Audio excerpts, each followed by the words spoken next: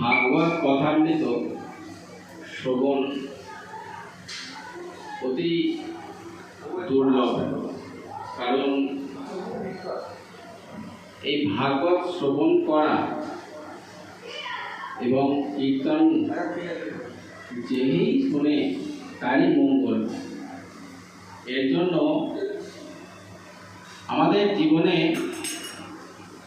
বহু কিছু করে থাকি, কর্ম অকর্ম বিকর্ম, কর্মফল ভালো শুভ অশুভ সব কিছুই করে থাকি, কিন্তু আমরা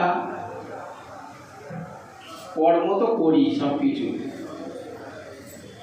কিন্তু কর্ম করার সাথে সাথে কি করা উচিত সেটা আমরা ভুলে গেছি।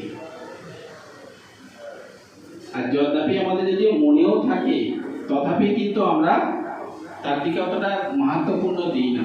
কেননা কারণ সংসারের মধ্যে থাকতে গেলে আমরা সংসারে সেই কাজের উপরই নির্ভরশীল থাকি।